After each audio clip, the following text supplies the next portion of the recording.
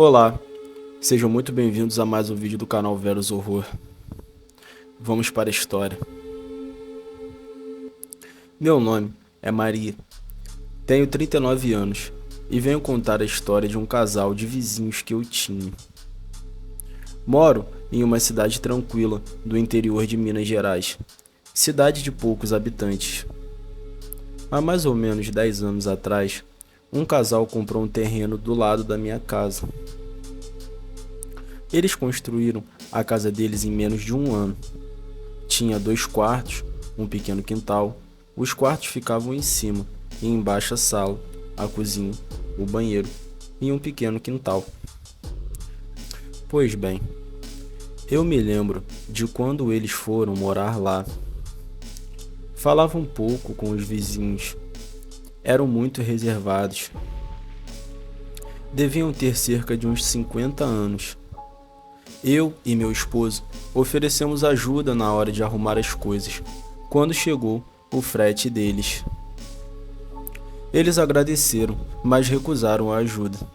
Disseram que não precisavam. Chegou em um caminhão grande. Tinham muitos móveis e muitas coisas. Gente mais velha costuma guardar muita coisa que já teve durante a vida. É até normal. Os móveis eram pesados, de madeira antiga, boa. Deu para ver quando os homens do caminhão estavam colocando tudo para dentro. Eu falei com meu esposo. Nossa, vai ser difícil para eles arrumarem essa casa com tanta coisa assim. Esses móveis pesados. Fui novamente à noite chamar no portão deles. Demoraram um pouco, mas a senhora veio me atender. Oi, muito prazer em tê-los aqui na vizinhança. Meu nome é Maria e moro aqui do lado. Eu e meu esposo oferecemos ajuda mais cedo, mas vocês não quiseram. Se precisar de alguma coisa, podem nos chamar. É só chamar aqui do lado, no número 212, disse a ela. E ela me respondeu: Oi, não precisamos de ajuda, estamos acostumados com mudanças. Durante os últimos anos, já moramos em muitas casas diferentes. Tudo bem, obrigado. Ah, e meu nome é Abigail. Eu me despedi, já era mais de 9 da noite, e fui para casa.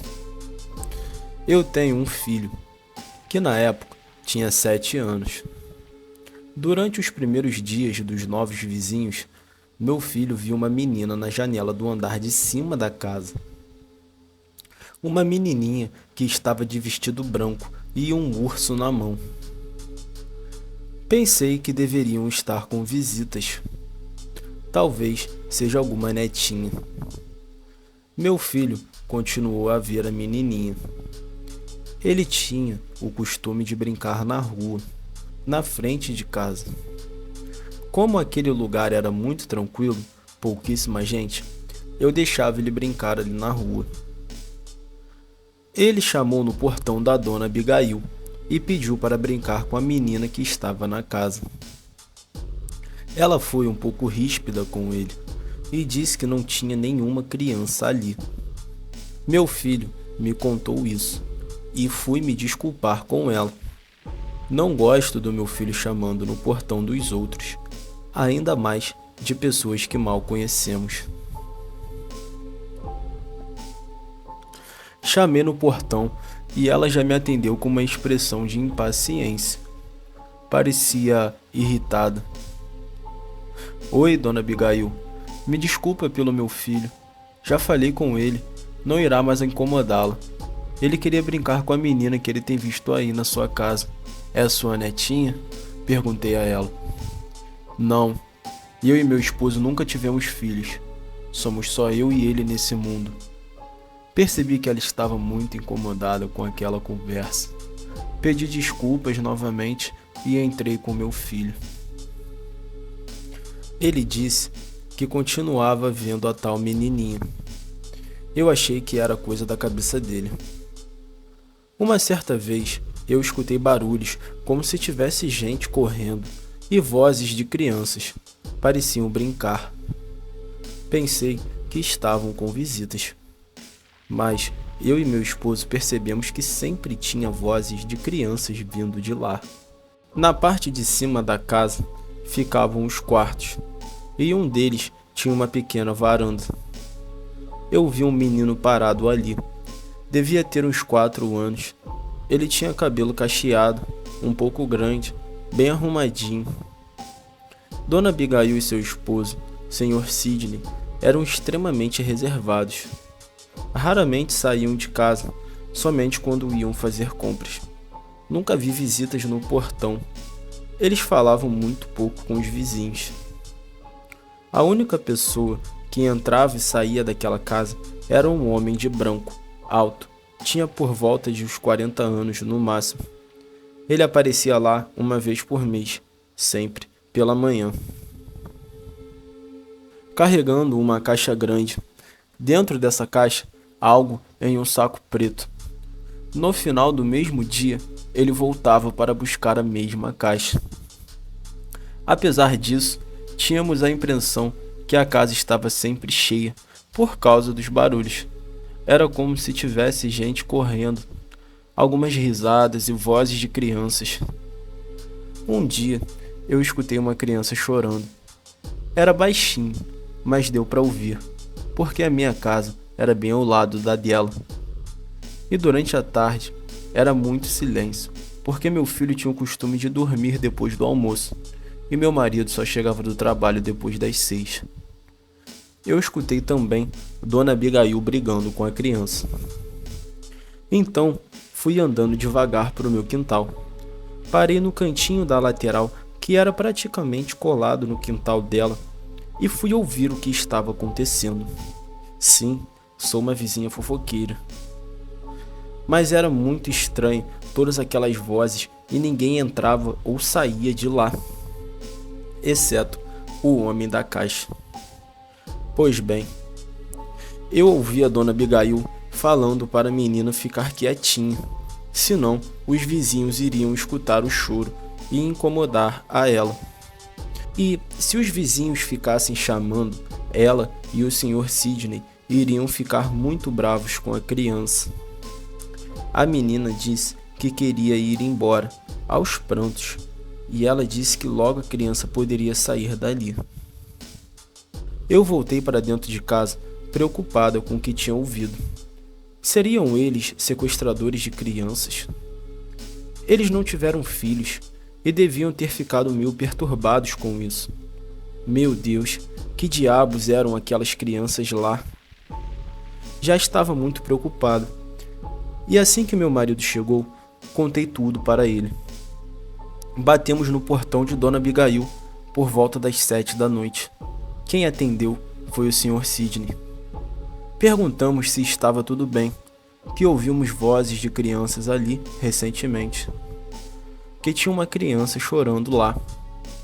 São parentes de vocês? Nós perguntamos. Ele olhou nos olhos do meu marido, extremamente incomodado com a pergunta, e disse que não tinha ninguém ali, que devíamos tomar conta da nossa vida. Eles foram para um lugar calmo e reservado, justamente porque detestavam gente fofoqueira.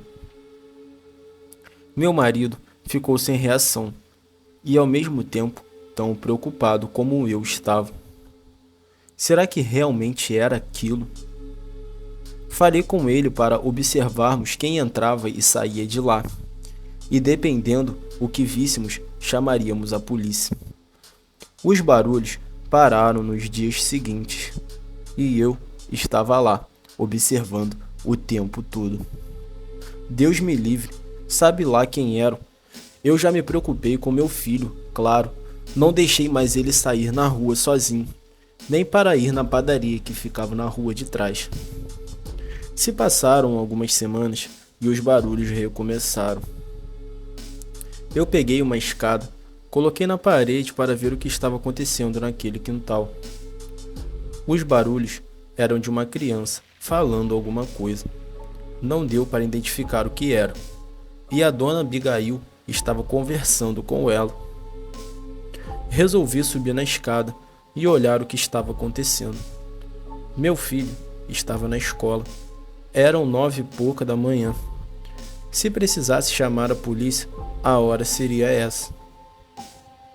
Quando olhei, Dona Abigail e Sr. Sidney estavam sentados na sala da casa. Tinha um círculo de velas e um corpo de uma criança no meio. A criança estava deitada, com as mãos cruzadas, naquela posição de morto, toda envernizada. Eles estavam com uma criança morta dentro de casa. Me arrepiei da cabeça aos pés. Aquilo era algum tipo de magia, de ritual. Através do corpo daquela criança, eles estavam invocando um espírito infantil. Sim, eles falavam algumas palavras que eu não entendia. E logo depois escutei a voz de uma criança, uma menina. Eles pareciam falar com essa criança. Não era a que estava morta no chão. Era outra que parecia chegar na casa. Eu escutei também a voz vindo da entrada da sala. Eles levantaram do chão e pareciam receber alguém. Dona Abigail disse que tinha brinquedos para dar a ela e também tinha doces na cozinha. Foram mais para dentro da casa e eu não consegui mais vê-los. Os barulhos continuavam, os dois conversando com essa criança, e risadas e brincadeiras dessa menininha. O corpo continuava lá na sala. Eu fiquei em choque com tudo que tinha acabado de ver. Aquilo era magia negra com um cadáver. O cadáver de uma criança. Inacreditável uma coisa dessas. Repugnante, abominável. Eu liguei imediatamente para a polícia. Disse que tinha uma criança morta na casa dos meus vizinhos. Aquilo foi notícia na cidade toda. Em pouco tempo, o portão deles ficou cheio de pessoas. Tinha mais de 30 pessoas ali. Todo mundo querendo saber o que estava acontecendo. Se eles matavam crianças ali para fazer rituais. Todos estavam enlouquecidos. Parecia coisa de filme de terror. Os policiais levaram os dois algemados e retiraram o corpo da criança. Falei com um policial e ele disse que aquela criança não foi morta ali. Estava com formol no corpo. Dias depois, eu descobri o que eles faziam. Aquele moço que ia na casa uma vez no mês com a caixa trabalhava no necrotério, que ficava na cidadezinha do lado, até porque na nossa não tinha. Eles fecharam um esquema, pagavam aquele moço e ele levava uma vez por mês o corpo de uma criança. Ele buscava aquele corpo no mesmo dia para a família não dar falta. Olha, eu vou contar para vocês, nunca vi nada parecido. Isso é loucura, coisa de psicopata. A casa ficou abandonada e eu e minha família ainda escutamos barulhos de crianças lá. Como os Silva não tinham filhos e pareciam não ter parentes, a casa ficou vazia e sem dono. Uma vez, uma família tentou invadir a casa, um casal humilde, mas foram embora alguns meses depois, porque viam crianças lá. Eram muito assombrados. Algumas crianças brincavam e outras choravam muito.